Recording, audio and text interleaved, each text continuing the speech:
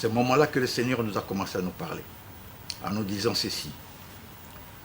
Mobutu ne le fera pas. Viendra quelqu'un de l'Est, ça c'est en 84-87. Et j'ai vu la photo de Mouzé, ça dit que son buste, tel que vous le trouvez sur Batetela, voilà celui qui remplacera Mobutu. Et quand même que je rencontrais beaucoup de bien-aimés de l'UDPS qui, eux, à ce moment-là, espéraient qu'un jour Tshisekedi sera le remplaçant de Mobutu. Je leur disais toujours, Tshisekedi ne sera jamais présent dans ces pays. Comme j'ai dit à tous les autres qui s'agitent actuellement, que ce soit son fils, que ce soit les Katumbi, les autres là, personne ne sera président de ces pays.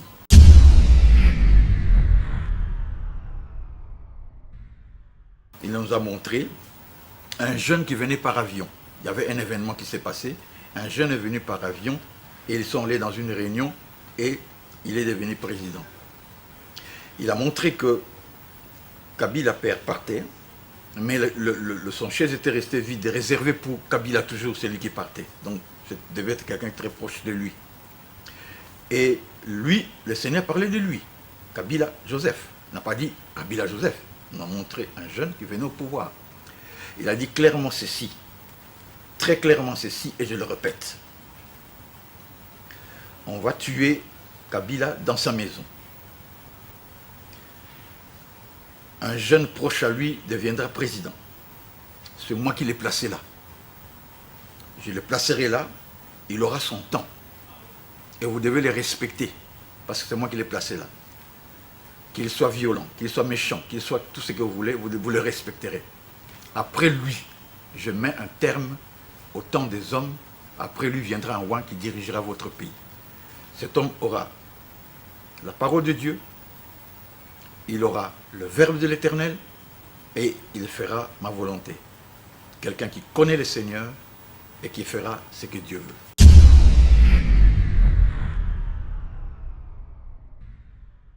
Événement qui va se passer avant les élections. Dieu va manifester quelque chose d'inattendu. Alors, souvent les gens pensent que ça peut être un coup d'État. Non, non, ce ne sera pas un coup d'État. Je vous donne des exemples bibliques. Il y a le cas de Joseph, qui est arrivé là comme ça, parce qu'il y avait un problème. Il est celui qui est venu avec une sagesse divine supérieure. Le cas de Daniel, sagesse supérieure. Le cas de Pierre, qui allait chez Corneille. Le cas de Paul sur le chemin de Damas. Brusquement, il rencontre une grande lumière. Le président Kabila va rencontrer quelque chose. La classe politique dirigeante va rencontrer quelque chose qui va dépasser leur entendement. Et à ce moment-là, vous allez voir ce qui va se passer.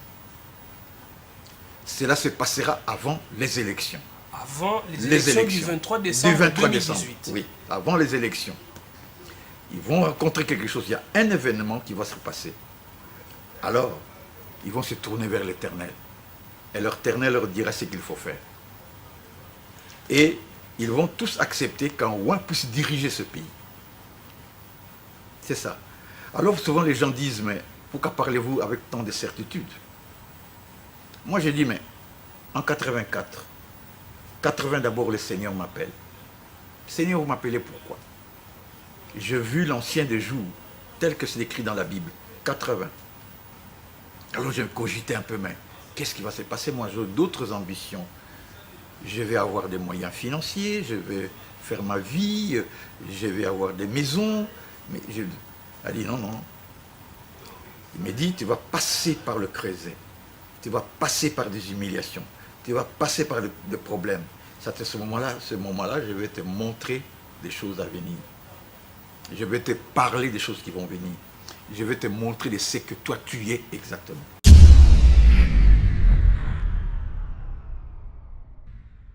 Je parle en tant que prophète. Kagame n'en parle même pas.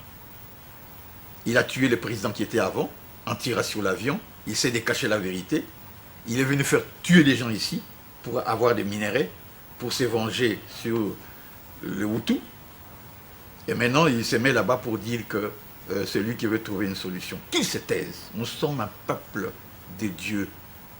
Et tous ces gens qui vont leur consulter, ils sont sous la malédiction de l'Éternel.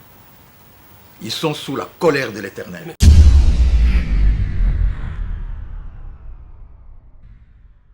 politique. Est-ce que Moïse, Katumbi, Tshisekedi connaissent la parole de Dieu?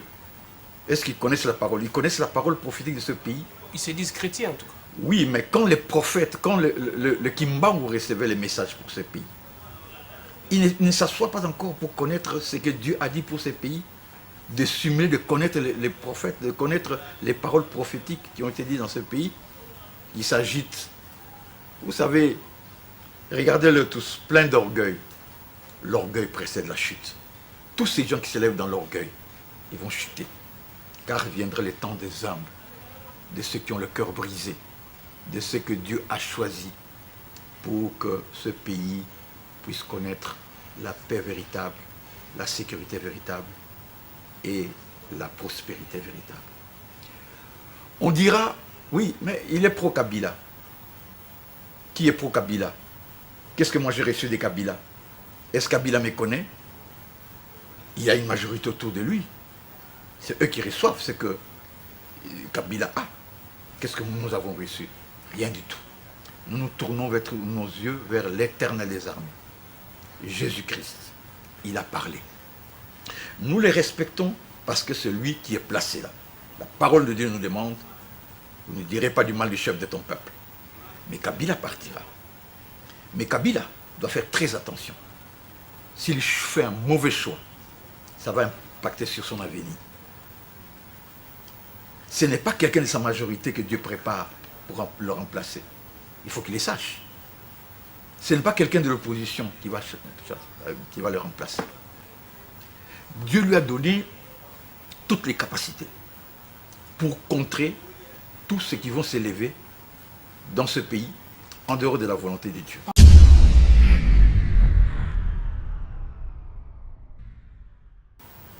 La Bible dit que notre Dieu est dans le ciel et fait ce qu'il veut. Dieu est un Dieu qui permet à l'homme de s'organiser, de faire ce qu'il veut. Mais il a aussi cette attitude de vouloir changer les choses quand il veut, comme il veut. Dieu n'est pas contrôlé par la constitution de votre pays, de notre pays. Dieu n'est pas contrôlé par le Conseil de sécurité. Dieu n'est pas contrôlé par la Chine et par les États-Unis. C'est l'homme souvent qui se donne l'illusion parce que j'ai mis des lois, j'ai mis des principes, parfois des principes viciés, mensongers, qui ne sont pas justes. Il dit que je peux dominer le monde. Dieu permet. C'est pourquoi il nous demande à nous les chrétiens de respecter toute autorité. Mais tout en respectant toute autorité, Dieu à un moment fait ce qu'il veut comme il veut.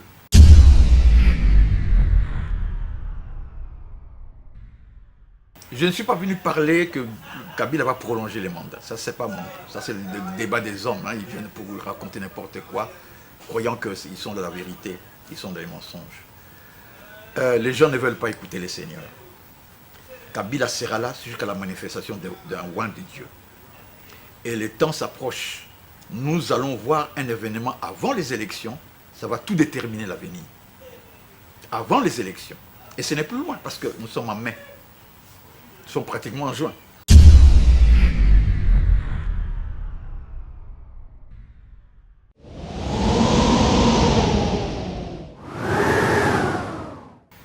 Toute vérité est bonne à dire. Nous revoici pour la seconde partie de ce magazine sociopolitique qui reçoit aujourd'hui le pasteur, le prophète Abraham Kouyidiamwenge, qui a reçu un message de la part de Dieu concernant le Congo, concernant l'avenir de la République démocratique du Congo. Encore une fois, soyez les bienvenus, pasteur. Merci. Vous nous disiez à la fin de la première partie du magazine, le message que vous donniez à l'époque à la femme du maréchal Mobutu concernant le départ de son mari. Qu'est-ce que vous lui disiez? Je lui disais que votre temps est terminé. Parce que je vais baser cela sur le message que Dieu m'avait donné. Parce que les gens s'agitaient à ce moment-là, hein, la conférence nationale, tout. Alors il y avait un prêtre, toujours Mosengo, qui a fait croire aux gens que c'est lui qui fera le miracle. Rien ne s'est passé. Les chrétiens ont été poussés à faire comme la marche là-bas vers Bantongé, et les gens sont morts. Nous ne sommes pas rentrés dans cette histoire. Des choses des païens, des gens sans révélation, qui marchent selon leur passion. Maintenant, il y a des gens qui s'élèvent, qui parlent de gauche à droite, sans révélation. Vous croyez que c'est par votre force que vous allez arriver à quelque chose? Est-ce que moi je vais me lever par ma force, je vais changer les choses? Il faut devenir seulement un instrument du Seigneur Jésus. Laisser son esprit te diriger. Alors je disais que son temps était terminé. En 92. Pourtant il reste encore 100.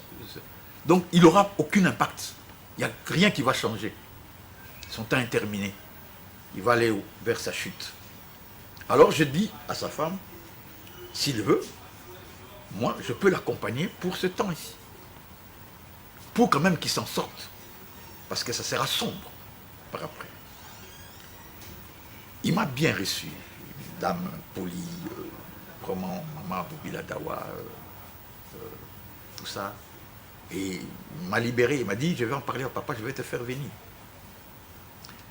Un jour, j'étais surpris, sa bonne qui m'a accompagné là-bas, enfin, sa collaboratrice, venait me dit que maman te reçoit. Elle dit, papa dit, mais lui, il est encadré par les évêques. Oh, bon, les évêques, je ne sais pas de quel évêque, bon, en fait, tous ces évêques catholiques, ils s'en tiennent à ça. Alors, dans nos histoires à nous, hein, ce sont des histoires un peu comme ça. Alors, je dis, je lui ai rien dit, maman, merci d'abord d'avoir reçu, merci, tout ça, on n'a pas commenté, tout ça. Et je suis parti, j'ai fait ma prière, Seigneur, je lave mes mains, je lave mes mains. C'est terminé. C'est son problème. C'est son problème. Alors, comme ça, des gens inconnus, mais qu'est-ce que vous voulez? Dieu fait, c'est comme ça qu'il fait. Regardez la Bible. Il prend toujours des inconnus. Mais vous semblez nous dire que les évêques catholiques n'ont pas la révélation, ainsi de suite, mais on dirait que c'est par eux que ce pays est resté dans le calme, dans la paix, quand il n'y a pas eu élection. C'est eux qui ont tout fait pour qu'il y ait accord de la Saint-Sylvestre qui a apaisé les esprits, sinon le pays sombrerait peut-être dans le chaos. Ils n'ont rien fait. C'est le Seigneur Jésus-Christ qui a fait ça. Pourquoi cherche-t-il la gloire du Seigneur? Si ce n'était pas la parole de Dieu qui est dans le cœur des gens, pour que les gens se calment. Mais ceux qui ont voulu embraser le pays, c'est eux qui ont poussé les gens à la rue. Vous savez ce que c'est pousser quelqu'un à la rue? Quelqu'un qui n'a pas Dieu, qui a des démons en lui. Et qu'est-ce qu'il peut bien faire? Vous prenez des gens qui ne sont pas convertis et vous les poussez dans la rue. Qu'est-ce qu'ils peuvent bien? Ils vont faire ce qui s'est passé à Burkina Faso. Mais comment ça allait se terminer? Enfin, ceux qui ont voulu embraser les choses, ils n'ont pas mené la paix. Ils ont voulu chercher leur propre gloire. Et puis nous ne sommes pas dans l'accord de Saint-Sylvestre, tout ça. Ce sont des choses des hommes. Ce sont des alliances humaines. Écoutez ce que dit la parole. Ils s'allieront par des alliances humaines, mais ils ne seront pas unis. Ils ne seront pas unis. Ce sont des alliances humaines, charnelles. Dieu va faire sa volonté. Il va choisir ses hommes. Donc, les catholiques sont à côté. Ce n'est pas pour rien que même, je dis souvent, des antichrists. Un jour, un jour, j'ai passé devant Saint-Cyprien, tout ça. J'avais mal au cœur. Et il y avait la porte, le portail qui est ouvert. J'ai vu des gens debout devant la statue de Marie. Oh, des gens qui connaissent le Seigneur Jésus-Christ. Seigneur Jésus-Christ qui est la parole, qui est la lumière, qui est l'esprit vivifiant. C'est mettre vous mettez devant une statuette, vous commencez à pleurer devant une statuette. Vous voyez la bassesse même de là où ils ont emmené le peuple de Dieu. Les abominations.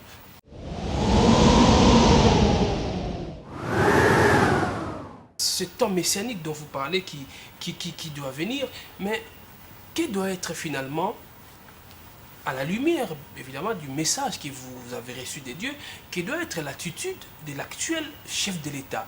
Parce que d'une part, il y a une pression qui vient de l'extérieur, et une autre pression de l'intérieur, principalement de l'opposition, qui les pousse à dire, par exemple, qu'il ne sera pas candidat, qu'il ne va pas se représenter lors des élections. Une pression qui veut en sorte qu'on ait des moyens nécessaires pour qu'il y ait effectivement élection le 23 décembre 2018. Quelle devrait être l'attitude de Joseph Kabila par rapport à l'avènement de ces temps messianiques dont vous parlez? D'abord, je vais vous dire pourquoi ces gens font les pressions. Pourquoi ils ne font pas des pressions sur Kagame, sur Museveni, sur Sassou Nguesso, et qui vit encore? Des gens qui avancent, pourquoi ils ne font pas des pressions? Non, ce n'est pas là le problème. Le problème est celui-ci. Ils savent que ce temps messianique sera fatal pour eux. Fatal. Parce qu'il y a un bouleversement qui va se faire. il faut élaguer ce temps qui vient. Ce n'est pas Kabila qui cherche la tête. Il cherche la tête des oins de Dieu qui sont dans ce pays, qu'ils veulent décapiter. Alors ils ont préparé des gens pour ce sale besoin. Mais ça n'arrivera pas. Qu'est-ce que Kabila va faire? Mais je l'ai dit. Dans tous vos collègues qui vont eu à parfois causer avec moi, je l'ai dit. Si moi je vois Kabila, je dis, Monsieur le Président, dès maintenant, prépare un programme. Tu vas te faire violence. Tu vas officiellement, solennellement, élever Jésus-Christ comme le souverain suprême de ce pays, le Grand Congo. Sur notre drapeau, en bas, on doit marquer en blanc Jésus-Christ. Si vous avez honte du Seigneur, Monsieur Kabila, si vous avez honte du Seigneur, le Seigneur aura honte de vous. Mais la parole de Dieu dit ceci, celui qui aura honte de moi, moi si j'aurai honte de lui, moi si j'aurai honte de lui devant le Père. Mais en quoi êtes-vous différent des islamistes, de ceux qui veulent imposer la volonté de la charia dans leur pays? Est-ce que vous voulez, finalement, Dieu veut faire de ce pays un pays où il n'y aura que des chrétiens et on va bannir la laïcité dans ce pays? C'est ça, ce sera ça les temps messianiques dont Dieu vous a parlé. Il n'y aura plus de laïcité dans le pays, il n'y aura que le christianisme, les autres religions n'auront plus le droit de citer. La charia et tout ça, ce sont des religions de violence. Nous ne sommes pas violents. Est-ce que nous... la charia, ce sont les Mosengos qui vont dans les rues réclamer que le gouvernement tombe, qui disent dégage. C'est ça la charia. Que les médiocres dégagent. Nous appelons personne médiocre. Quelqu'un qui est placé là, c'est Dieu qui l'a voulu. C'est Dieu qui l'a oint. Nous n'imposons pas quelqu'un la religion. Parce que tout ce qui n'est pas l'objet d'une conviction est un péché. On ne vient pas imposer quelqu'un. Mais il était clair, les autorités de ce pays doivent élever Jésus-Christ comme le souverain suprême pour que nous rentrons dans la bénédiction. Alors, dans la vie, il y a des choix. Bien aimé, c'est ça le choix que Kabila a. Le problème qui laisse pas tomber, le problème de ces gens-là, tout ça, de ces accords, qui oublie ça dans sa tête. Il tourne ses regards vers le Seigneur. Solennellement, Kabila, Joseph Kabangé, doit reconnaître que Dieu l'a ramassé. Qui n'oublie pas les faibles commencements. D'où il vient? Est-ce que lui, naturellement, pouvait être président? Naturellement. Il ne peut pas l'être. Mais Dieu l'a ramassé. Il y a des gens qui ont plus étudié que lui. Plus intelligents que lui. Mais la grâce de Dieu avait dit, un jeune viendra. Et c'est lui qui conduira votre pays. C'est pourquoi nous, les hommes messianiques, nous ne pouvons pas s'opposer à lui. Nous n'avons pas marché et commencé à injurier Mobutu. Parce que ça avait déjà prophétisé. Mais si Joseph Kabila lui-même devient un obstacle à l'avènement de ces temps messianiques dont vous parlez, ça c'est son problème. Ça c'est son problème. Parce qu'il serait face à une sagesse qui va dépasser son entendement. À des événements qui vont dépasser leur entendement. Ce n'est pas des événements militaires. Paul il a rencontré une armée en cours de route sur la route de Damas. Il a rencontré l'armée des chrétiens avec des chevaux. Il a vu une grande lumière. Il n'a pas pu résister. Lui-même dit, je n'ai pas pu résister à l'appel du Seigneur. Il ne résistera pas à Dieu. Et s'il est vraiment dans la bonne ligne droite, il doit se tourner vers le Seigneur. Seigneur, je veux faire ta volonté. C'est pour son avenir. C'est pour l'avenir de sa femme. C'est pour l'avenir de ses enfants. Qui regarde ses enfants. S'il aime ses enfants, qu'il le fasse. S'il aime sa famille, qu'il se tourne vers Jésus. Et ce que je dis, c'est dans la ligne droite de l'évangile. Il a une Bible à côté de lui qui lise la Bible. C'est lui qui me reniera devant les hommes. Moi, je le renierai. Le temps messianique, c'est que Kabila, Kabangé, Joseph, puisse dire, moi je suis président. Dieu m'a placé là, par sa grâce, par sa bonté. Je ne méritais pas. C'est pourquoi quand moi j'ai commencé, qu'est-ce que je dis? Moi, Abraham Kouy, je suis un pécheur sauvé par la grâce. Je ne suis pas un supra-homme. Je suis un homme faible, un homme affaibli. Je ne vaux rien. La Bible dit, l'homme est une herbe qui apparaît pour un temps disparaître. Je vais disparaître. Mais pasteur, Mais l'Éternel restera éternellement. Et c'est ce qu'il doit faire. S'humilier. Dire aux gens qui disent Kabila fait ceci, Kabila, taisez-vous. Il dit taisez-vous désormais. Moi je lève dans ce pays le nom de Jésus-Christ, le souverain suprême.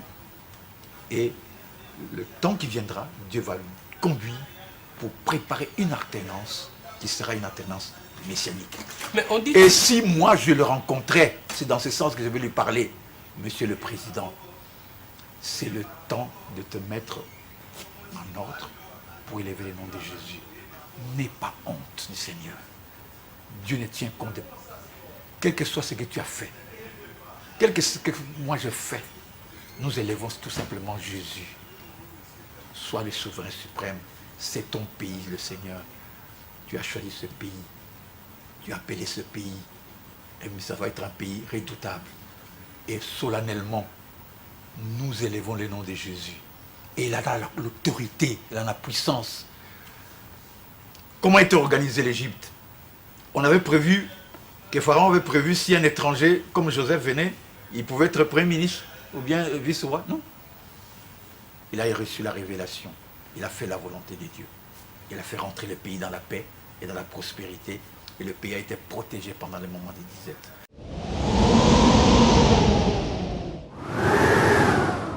Êtes-vous conscient qu'il y a certaines personnes qui peuvent être choquées par ce que vous êtes en train de dire, qui peuvent même s'énerver par ce que vous êtes en train de dire, quand on considère d'autres pays qui prospèrent aujourd'hui, qui sont bien sur le plan social, mais dont les présidents ne font pas forcément ce que votre Dieu demande à Joseph Kabila de faire? Je vais vous parler clairement. Et maintenant, je veux que toutes les populations me comprennent. Pour vous parler, je vais regarder la fin. Mes bien-aimés, nous sommes un pays prophétique. Qu'est-ce que ça dit un pays prophétique? C'est un pays messianique choisi. Nous n'avons pas le droit de marcher comme nous voulons. Nous ne sommes pas l'Allemagne, nous ne sommes pas Tokyo, enfin le Japon. Nous sommes scellés dans une promesse par le sang de l'agneau. C'est par le sang de l'agneau que notre pays a été scellé pour être une nation. Il y a quelque chose qui s'impose à nous et nous ne nous échapperons pas. Nous sommes le pays de Jésus-Christ. C'est son avoir. C'est sa nation qu'il a acquis par son sang. Et notre Dieu à nous, c'est Jésus-Christ. C'est le message que Kimbambo avait dit. Que beaucoup de gens occultent et qu'ils ont frélaté d'une façon ou d'une autre. Un deuxième Kimbambo vient. Plaise à Dieu si je puis l'être. Gloire à Jésus-Christ. Plaise à Dieu si je peux l'être. Dieu, il va devenir chef. Mais je dis simplement ceci. Étant un pays qui est différent des autres, nous sommes scellés à quelque chose. Si nous ne le faisons pas, nous aurons des problèmes. Nous sommes scellés à cela. Les autres peuvent faire ce qu'ils veulent. Ils vont prospérer. Mais la prospérité que nous allons avoir par la manifestation messianique qui va se faire dans ce pays sera extraordinaire. Nous allons devenir un pays redoutable. Le leadership des États-Unis va baisser, le leadership de l'Europe va baisser. Mais pour cela, pour que nous le soyons, il faut que nous élevons le nom de Jésus. Mais apparemment, un autre pays voisin, le Rwanda, cherche à avoir un certain leadership dans la région. Bien-aimé, ce n'est pas après avoir assassiné son prédécesseur en tirant sur son avion, ce n'est pas après avoir volé les biens d'autrui que Dieu va t'utiliser. Moi, si je veux que Dieu m'utilise, je dois commencer à me repentir. Je ne dois pas commencer à aller piller les biens des gens, aller tuer les gens, dire que Dieu va me... C'est tout simplement de la poudre aux yeux. Les gens souffrent au Rwanda. Quand les hommes diront paix, paix, sécurité, comme il dit maintenant j'ai mis la paix et la sécurité, viendra une ruine soudaine. Les problèmes sont toujours entiers là-bas. Dieu vous a-t-il déjà parlé sur le Rwanda? Oui, le Seigneur m'a parlé sur le Rwanda. Et le Seigneur m'a dit expressement, c'est l'homme qui est là, c'est une incarnation du diable. Nous ferons tout pour le mettre en échec, tout ce qu'il va faire. Si Dieu nous en prête la vie, si Dieu nous fait grâce. Vous parlez de Paul Kagame. Comme Kagame. C'est l'incarnation du mal, du diable. Quand est-ce que Dieu vous avait parlé sur le Rwanda? Il m'a parlé vers le Rwanda avant même l'arrivée des Mosées. J'ai vu ces gens-là vouloir occuper un leadership. Mais comment ces gens-là? Et le leadership du Congo. Que le Congo, le Seigneur m'a dit, ils vont partir. Ils ont voulu à un certain moment jouer ce rôle et Dieu les a élagués. Le Seigneur parle de l'armée même. L'armée doit être une machine extraordinaire sur le plan spirituel. L'armée de la RDC. Oui. Tous les aumôniers seront des pasteurs formés dans la parole de Dieu, qui préparent le militaire à combattre avec Jésus-Christ, par la parole de Dieu. Ils doivent être prêts, parce qu'il y a toujours des fous qui vont se réveiller. Comme des gens qui sont allés au Congo-Brazza, qui ont commencé à parler de notre pays, qu'on leur donne de l'eau, sans même que nous acceptons. J'ai béni que le Kabila ait dit non. Enfin, c'est pas comme ça. Tout le monde veut nous minimiser. Tout le monde veut se moquer de nous. Bien-aimés dans le Seigneur, ce peuple est un peuple redoutable. Que le Gagame le sache, que Lorenzo le sache. Peut-être qu'il ne lit pas bien la parole de Dieu. Un peuple redoutable. Kabila doit vous asseoir. Kabila essayait de comprendre, mais il ne veut pas réellement rentrer dans la vision messianique. Parce que pour rentrer dans la vision messianique, il faut se dépouiller. Moi, quand j'arrivais vers le Seigneur, il a dit, tu veux me servir? Pour me servir, il faut se renier. Dans le Seigneur, on ne cherche pas sa gloire. Voilà. On va terminer. En conclusion, en résumé, qu'est-ce que les Congolais doivent retenir de ce message que Dieu vous a donné depuis longtemps concernant l'avenir de ce pays et plus particulièrement concernant le président de la République? Tout le monde est en train de le regarder, tout le monde est en train de se dire, il partira ou il ne partira pas. Voilà ce que j'ai dit. Ce n'était pas le problème de la Syncoquille que Dieu avait besoin. Ce n'est pas ces accords-là.